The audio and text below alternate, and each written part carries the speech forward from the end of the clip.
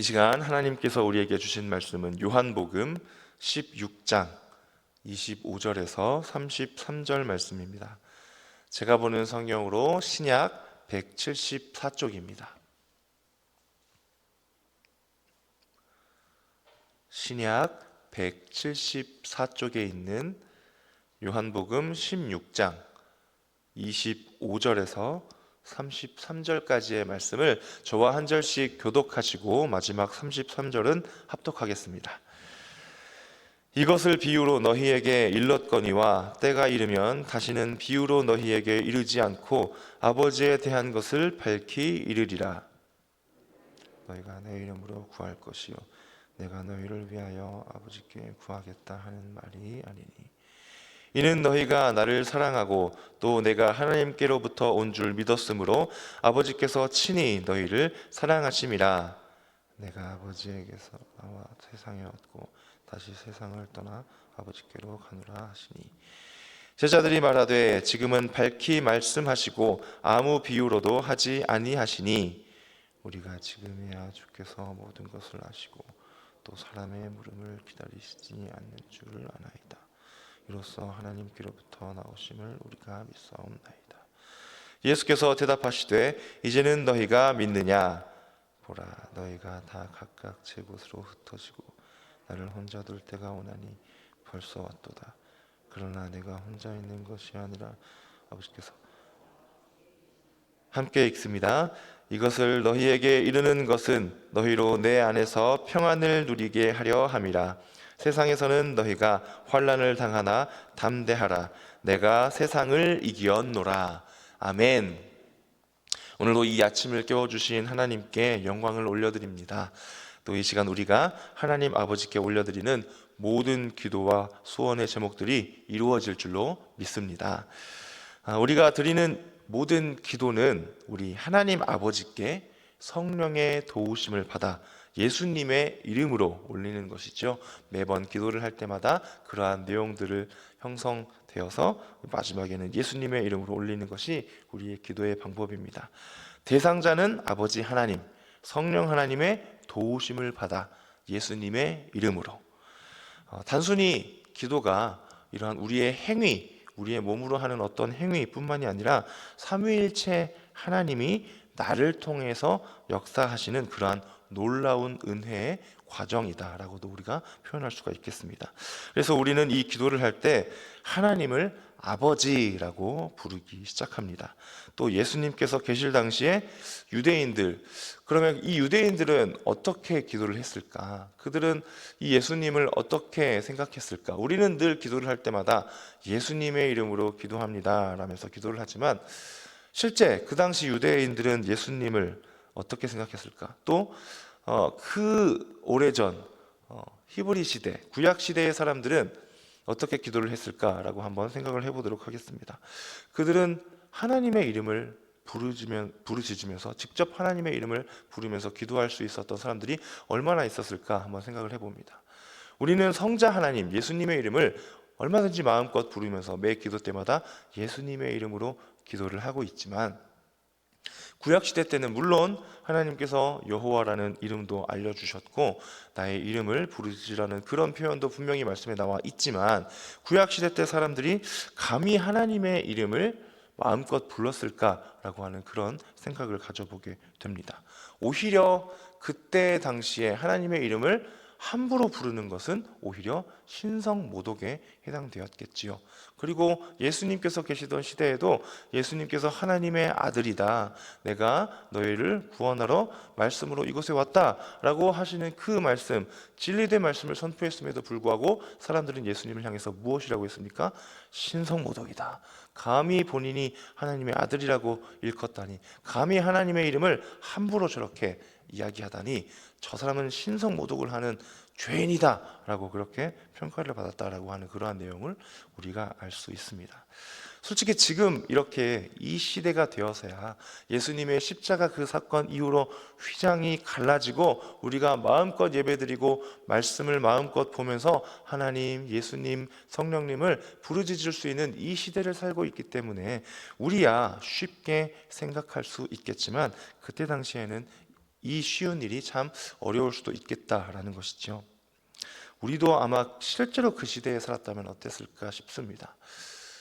예수님을 실제로 우리가 멀리서 봤을 때 지금 우리야 성경 말씀을 통해서 예수님이 하나님의 아들이시요, 예수님께서 이 땅에 오셔서 어떤 사역을 하셨는지, 그 십자가의 사건이 어떤 의미인지를 우리는 말씀을 통해서 어떻게 보면 쉽게 알 수 있지만, 그때 당시에 정말로 예수님을 멀리서 바라보았다면, 또 그때 당시에 살았던 사람들, 그리스도인들, 또는 하나님께서 택하신 백성, 그들이라고 할지라도, 이스라엘 백성들이라고 할지라도 예수님을 실제로 봤을 때 과연 정말로 예수님을 하나님의 아들, 우리에게 오신 메시아로 믿을 수 있었겠느냐라고 하는 생각이 들게 됩니다.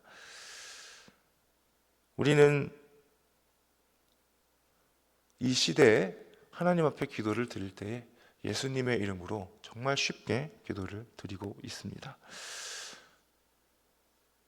그 뒤편에 우리에게 어떠한 것이 있는가? 너무나도 큰 은혜가 있지요.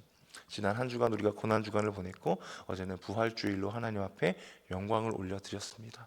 이 너무나도 중요한 사건, 우리가 어떻게 구원을 받았는가, 또 우리가 얼마나 큰 은혜를 받았는가라는 것을 생각한다면 우리가 예수님의 이름으로 기도할 수 있다라고 하는 이 사실이 얼마나 큰 은혜인지 모르겠습니다.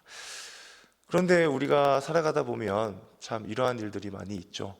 교회 안에서도 그렇습니다.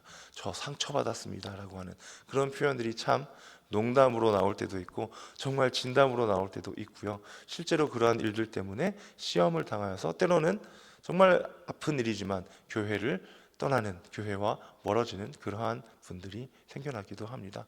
교회 안에서도 이러한 일들이 생기지요. 그러면 우리의 삶 가운데에서는 어떨까요? 저 교회의 문을 열고 나아가서 한 주간의 세상 가운데서 살아가는 우리의 삶 가운데 그 큰 은혜를 받고 예수님의 이름으로 기도할 수 있는 그러한 감사한 존재들임에도 불구하고 날마다 우리의 삶 속에 보면 불평을 늘어놓기도 하고 늘 실망하기도 하고 낙심하기도 하고 때로는 넘어지기도 하는 우리의 삶의 모습을 발견하게 됩니다.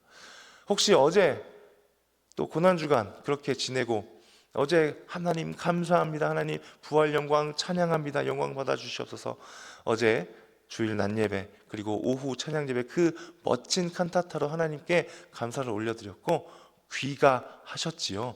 그리고 몇 시간 만에 이 자리에 오셨습니다. 혹시 그 몇 시간 그 사이에도 혹시라도 우리에게 불평이 생기거나 누군가를 또 책망하거나, 특히 우리 가족분들에게 더 말을 그렇게 하잖아요. 누군가 말을 이렇게 불평의 말, 부정적인 말을 내뱉은 적이 있거나 사랑으로 섬기지 못하고 내 감정대로 누군가에게, 특히 우리 가족들에게 그렇게 내보였었던 우리의 모습들이 불과 하나님 감사합니다, 감사한 자로서 내가 살아내겠습니다 그렇게 찬양 올려드리고 고백했음에도 불구하고 집에 돌아가자마자 불과 몇 시간 동안에 그렇게 살았었던 우리의 삶은 없었는가 한번 돌아봅니다. 예수님께서 이 세상을 떠나시고 십자가에 돌아가시고 제자들에게 말씀하셨죠. 이제 나는 하늘에 올라갈 것이고 물론 성령 하나님, 보혜사라고 하는 성령님을 너희에게 다시 약속으로 주겠지만, 함께 하겠지만 너희들은 계속해서 핍박을 당할 것이다. 너희들은 힘들 것이다. 이 세상 가운데에서도 계속해서 사람들에게 손가락질 당할 것이고 너희들은 나를 증거하고 복음을 증거하는 일이 쉽지 않을 것이다 라고 제자들에게 말씀을 하셨을 것입니다. 그럼에도 불구하고 예수님께서 말씀해 주시는 것은 나를 통하여서, 하나님을 통하여서 평안을 얻어야 한다라고 하는 그러한 말씀을 주셨습니다. 우리에게 천국이 있어야 한다라고 소망의 말씀을 늘 주셨다라고 하는 그 사실을 우리는 기억합니다. 예수님께서 주신 그 말씀을 종합해서 우리가 생각해 본다면 이렇게 또 이야기할 수가 있을 것 같습니다. 참 평안은 세상에게서 얻을 수가 없지요. 참 평안은 어디에서 얻을 수가 있습니까? 오직 예수 그리스도만을 통해서 얻을 수 있는 줄로 믿습니다. 평안은 우리의 어떤 외부적인 환경의 조건으로 얻어지는 것이 아니죠. 우리 눈앞에 펼쳐지는 상황들이 늘 기분 좋은 일이어서 늘 기쁘고 행복하고 모든 일이 잘 되어서 모든 사람들이 나에게 좋은 말만 해주고 좋은 상황만 주어지고 늘 그렇게 좋은 관계만 맺어져서 그렇게 우리에게 참 평안이 얻어지는 것이 아니겠지요. 오직 예수님을 통해서만 얻어지는 것이 평안인 줄로 믿습니다. 그래서 비록 오늘 하루 가운데 우리에게 환난이 있을지라도 우리는 그리스도인으로서 이렇게 생각해야 합니다. 그리스도께서 이미 이기신, 십자가를 통해서 이기신 그 세상을 내가 오늘도 살아가고 있습니다. 예수님께서 이미 모든 것을 해결해 주셨고 하나님께서 모든 것을 승리로 이끌어 주실 그 세상을 내가 지금 살아가고 있습니다. 그러니 지금 내 눈앞에는 비록 부정적인 일들이 일어나고 잘 안 되는 것 같고 나의 느끼는 솔직한 감정과 느낌들은 부정적인 생각들이 올라오더라도 말씀을 붙잡고 나는 승리했습니다. 나를 통해서 이긴 이 삶을 이끌어 주실 예수님 감사합니다. 그러한 고백으로 살아드리는 것이 마땅할 것입니다. 우리는 늘 한치 앞도 내다보지 못하는 그러한 연약한 존재이지요. 잠깐 몇 초 뒤에 일어날 일도 우리는 절대 알 수 없습니다. 그래서 늘 우리가 어쩌지 못하는 미래에 대한 두려움들이 늘 있는 것 같습니다. 하지만 전지전능하신 우리 아버지 하나님은 모든 것을 알고 계시고 모든 것을 할 수 있으시죠. 그런 하나님이 우리의 아버지 되십니다. 그런 아버지 하나님께 예수님의 이름으로 기도를 드린다는 것을 우리가 늘 잊지 않기를 소망합니다. 예수 그리스도께서 세상을 이기셨다는 그 믿음, 우리에게 평안을 주실 것입니다. 그러니 오늘 하루도 담대하게 나아가시기를 바랍니다. 우리 주님께서 오늘 하루 함께 하실 것입니다. 그렇게 오늘 하루도 우리에게 기회의 날로 주셨으니 아버지 하나님이 오늘도 모든 순간 내 곁에 계셔 줄 것이며 나에게 참 평안을 주시는 예수님과 함께 살아가는 참 감사하고 복된 하루임을 고백하며 살아가야 할 것입니다. 그렇게 하나님의 기쁨이 되어드리는 오늘 하루가 되시기를 주님의 이름으로 축원합니다. 기도하겠습니다.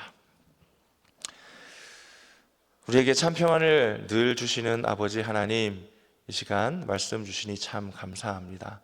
우리가 예수님의 이름으로 기도할 수 있다라고 하는 그 감사함의 그 고백이, 그 찬양이 늘 우리의 마음에서, 입술에서 떠나지 않을 수 있도록 하나님 도와주시옵소서.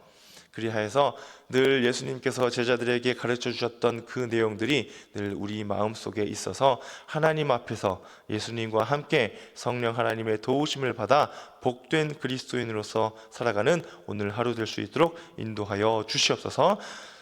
이 시간에 하나님 앞에 준비한 예물 또한 이 시간 정성스럽게 드렸습니다. 이 드려진 예물들 사용되어지는 곳곳마다 하나님의 영광만 나타날 수 있도록 아버지 도와주시옵소서.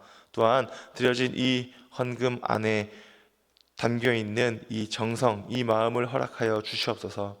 이 예물을 드렸다고 하는 것은 이 예물을 드린 분들의 삶을 드렸다라고 하는 것입니다.